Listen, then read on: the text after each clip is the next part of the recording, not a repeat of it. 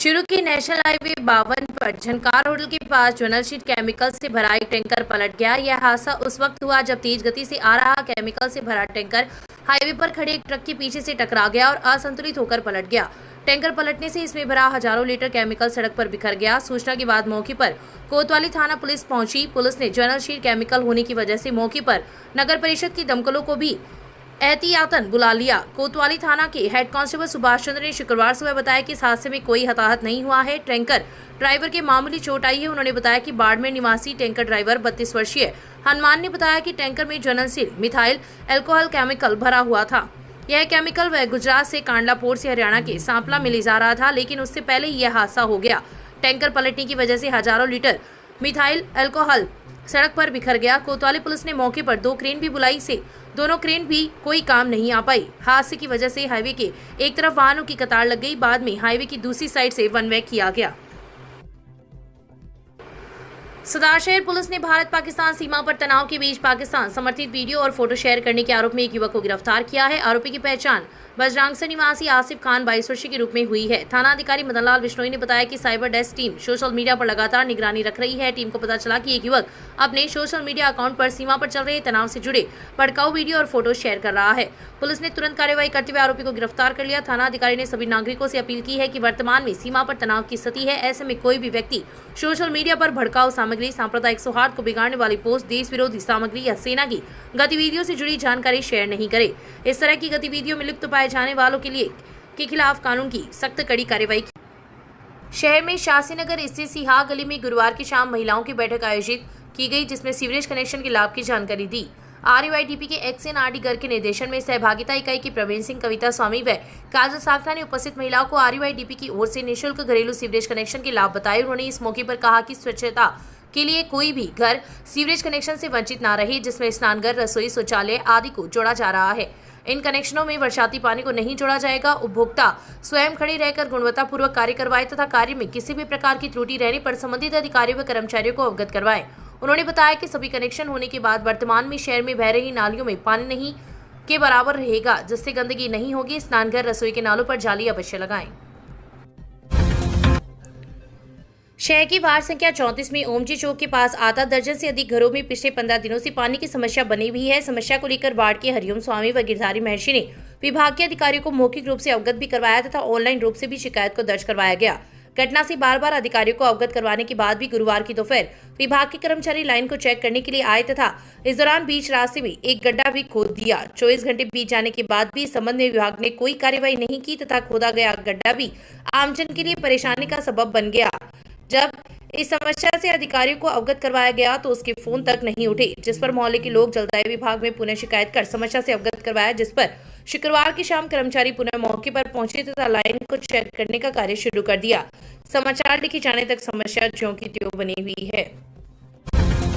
शहर में सदार शहर बाईपास पर नवनिर्मित नंदीशाला में पूर्व में पकड़े गए बेसहारा नंदियों को स्थानांतरित करने का कार्य वर्तमान में जारी है। जिला प्रशासन के निर्देश पर 6 महीने पूर्व लगभग 250 बेसहारा सांडों को पकड़कर पुरानी पिंजरापोल गौशाला में भेजा गया था। उनमें से कई सांड जिनके कानों पर टैग लगे हुए हैं अभी भी शहर की सड़कों पर विचरण कर रहे हैं। पूर्व में पकड़े गए सांडों में से कई सांड गौशाला में वापस शहर की सड़कों पर आ गए। इन सांडों को नंदीशाला में स्थानांतरण करने का कार्य चल रहा है। शुक्रवार की सुबह परमाणा ताल के पास इन सांडों को पकड़कर नंदीशाला भिजवाया गया। गौशाला समिति की अंजनी चोटिया ने बताया कि ये अभियान अनवरत जारी रहेगा। जब उनसे पूछा गया कि नंदीशाला की क्षमता कितने सांडों की है तो उन्होंने बताया कि इस बारे में अभी स्पष्ट रूप से नहीं बताया जा सकता, लेकिन वर्तमान में 250 के करीब सांड नंदीशाला में है और शहर में विचरण कर रहे सांडों को प्रतिदिन पकड़कर नंदीशाला भिजवाने का कार्य किया जा रहा है। शहर के शास्त्रीनगर, परमाणा ताल, गणेश मंदिर, सब्जी मंडी, अग्रसेन भवन, सब्जी मंडी, रेलवे स्टेशन, मुख्य बस स्टैंड, जिला अस्पताल एवं शहर के प्रमुख बाजारों में अभी भी सैकड़ों की संख्या में विचरण कर रहे हैं सांड तथा इन सांडों की हरकतों से लोग चोटिल हो रहे हैं। प्रशासन को इन सांडों को नंदीशाला भिजवाने के लिए अभियान चलाए जाने के बाद भी बेसहारा पशुओं की होने वाली हरकतों से निजात मिलेगी। ये निराश्रित गौवंश है, इसके लिए नंदीशाला बनाई गई है। नंदीशाला का कार्य पूर्ण हो गया। अब नंदीशाला में निराश्रित गौवंश शहर में से पकड़ के वहाँ ले जाए जा रहे हैं और पहले से भी वहाँ पे 250 नंदी है, उनकी सेवा की जा रही है और उसकी जितनी क्षमता होगी उतने ले जाके उनकी सेवा की जाएगी। अभी फ़िलहाल कह नहीं सकते। जैसे जैसे उनमें डाले जाएंगे उसके बाद में देखा जाएगा कि भाई इतने नंदी अपन ओढ़ ले सकते हैं, उस हिसाब से वहाँ पे व्यवस्था की जाएगी, क्योंकि वहाँ पे पहले व्यवस्था करके ही नंदियों को ले जाना ज़रूरी है। उस हिसाब से की जा रही है। ये नंदी जो बाहर गांव के और यहाँ पे जो शहर में उत्पात करते हैं, जनता को मारना करना, इनका तो स्वभाव में है, परंतु इस प्रकार से देखा जाता है कि ये नंदी नुकसान कर सकता है, उस नंदी को पकड़ के। ब्लॉक निष्पादन समिति की बैठक शुक्रवार को पंचायत समिति सभागार में हुई। इस दौरान सीबीओ उमेश जाखड़ ने ब्लॉक रैगिंग के सुधार हाउस होल्ड सर्वे, हरियाणा राजस्थान व भौतिक सत्यापन संबंधी कार्यों की समीक्षा की। बीसीएमओ डॉक्टर मनीष तिवारी ने शिक्षा अधिकारियों को आपात स्थिति में निपटने के लिए प्राथमिकता से किए जाने वाले कार्यों के बारे में बताया। ब्लॉक कोऑर्डिनेटर भुलेश कुमार शर्मा ने मौखिक पठन प्रवाह को शिक्षक एवं परिपूर्ण करने की जानकारी दी। इस दौरान विभागीय अन्य मुद्दों पर भी चर्चा की गई। बैठक में ब्लॉक के सभी पीओ एवं यूसीईओ सहित संबंधित विभागों के अधिकारी उपस्थित रहे। साइबर अपराधों पर प्रभावी अंकुश के लिए पुलिस द्वारा लगातार कार्रवाई की जा रही है। इसी क्रम में थाना अधिकारी दिलीप सिंह के नेतृत्व में एक शिकायत पर कार्रवाई करते हुए 49,000 रुपए की राशि वास्तविक खाता धारक के खाते में स्थानांतरित करवाई गई है। पुलिस ने बताया कि नौसरिया निवासी शांति देवी मेघवाल का एक परिवार प्राप्त हुआ, जिसमें अज्ञात व्यक्ति ने उसके पिता के नाम से मृतक बीमा पास करवाने के नाम पर फोन किया तथा प्रोसेसिंग चार्ज के नाम पर उसके खाते से 49,000 रुपए का फ्रॉड कर लिया, जिसकी साइबर पोर्टल पर शिकायत दर्ज होने के बाद पुलिस ने कार्रवाई करते हुए शांति देवी मेघवाल के खाते में फ्रॉड करके निकाले गए 49,000 रुपए की राशि पुनः जमा करवाई गई है। इस कार्रवाई में कांस्टेबल महेंद्र मुकेश की विशेष भूमिका रही। शहर में निर्माण कार्य के दौरान मिट्टी धंसने से शुक्रवार को एक मजदूर की मौत हो गई तथा एक गंभीर रूप से घायल हो गया। घायल को प्राथमिक उपचार के बाद हायर सेंटर रेफर किया गया है। सूचना पर डीवाईएसपी अनिल कुमार व सीआई दिलीप सिंह मेझापता जिला अस्पताल पहुंची तथा घटना की जानकारी ली।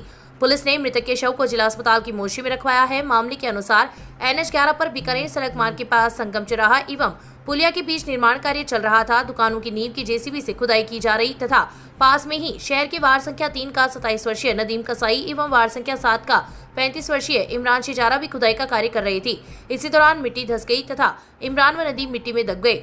मौके पर उपस्थित लोगों ने घटना की सूचना कांग्रेस नेता रणवीर सिंह रायका को दी तथा निर्माण कार्य पर मौजूद लोगों ने मजदूरों को मिट्टी से बाहर निकाला। कांग्रेस नेता रायका दोनों मजदूरों को जिला अस्पताल लेकर आए, जहां पर डॉक्टरों ने इमरान को मृत घोषित कर दिया। वहीं नदीम को प्राथमिक उपचार के बाद हायर सेंटर रेफर कर दिया। घटना के बाद जिला अस्पताल में लोगों की भीड़ लग गई। घटना को लेकर मृतक के पिता कासम पुत्र कादर खान ने रिपोर्ट दी है, जिस पर पुलिस ने मुकदमा दर्ज कर शव का पोस्टमार्टम करवाकर लाश परिजनों को सुपुर्द कर दी है।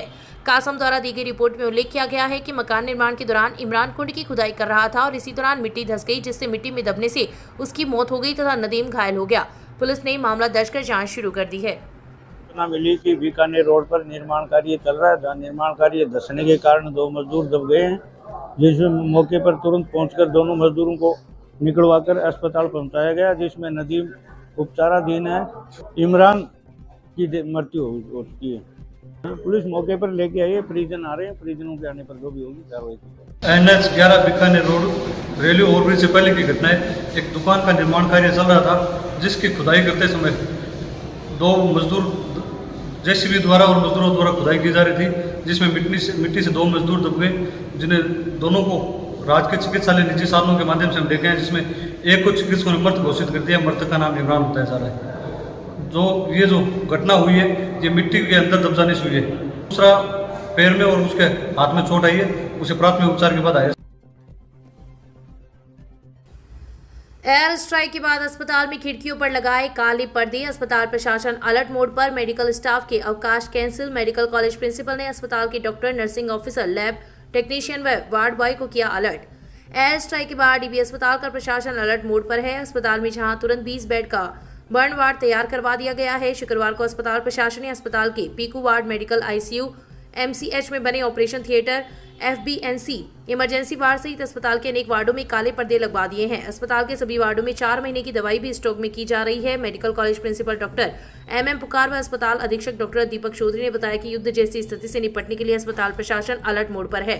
अस्पताल के विभिन्न वार्डों में खिड़कियों पर काले रंग के पर्दे लगा दिए गए हैं, जिस पर ब्लैकआउट की स्थिति में कोई परेशानी ना हो। इस स्थिति से निपटने के लिए अस्पताल के doctor, nursing officer, lab technician, ward boy सहित अनेक अस्पताल कर्मचारियों के वीकली ऑफ व अवकाश कैंसिल कर दिए गए हैं। उन्होंने बताया कि सभी कर्मचारियों को 24 घंटे अलर्ट रहने के लिए निर्देश दिए गए हैं। अस्पताल अधीक्षक डॉक्टर दीपक चौधरी ने बताया कि अस्पताल में आपात स्थिति से निपटने के लिए ट्रॉमा सेंटर के ऊपर 2 नए ऑपरेशन थिएटर भी तैयार किए गए हैं। अस्पताल की ट्रॉमा सेंटर को ट्रॉमा इमरजेंसी बनाया जाएगा, जिसमें हादसे में आने वाले घायलों का इलाज भी किया जाएगा। ब्लड बैंक में ब्लड डोनेट करने की appeal medical college principal doctor MM Pukar व अस्पताल अधीक्षक डॉक्टर दीपक चौधरी ने बताया कि अस्पताल के ब्लड बैंक में ब्लड को श्रीगंगानगर भेजा गया। आपात स्थिति से निपटने के लिए सामाजिक संस्थाओं से ब्लड डोनेट करवाने की अपील की गई है। नेगेटिव ग्रुप वाले डोनर ब्लड बैंक से अधिक संख्या में ब्लड डोनेट करें, जिससे आपात स्थिति में किसी प्रकार की कोई परेशानी ना हो। और MCSOT में जहाँ इमरजेंसी में जहाँ लाइट प्रॉपर बंद नहीं कर सकते, वहाँ पे ब्लैक कर्टन लगाए गए हैं और लाइट को मिनिमाइज रखा गया है। जितनी रिक्वायरमेंट होती है उतनी रिक्वायरमेंट के हिसाब से इनको जलाया जा रहा है और सारे स्टाफ को इसके लिए ट्रेन कर दिया।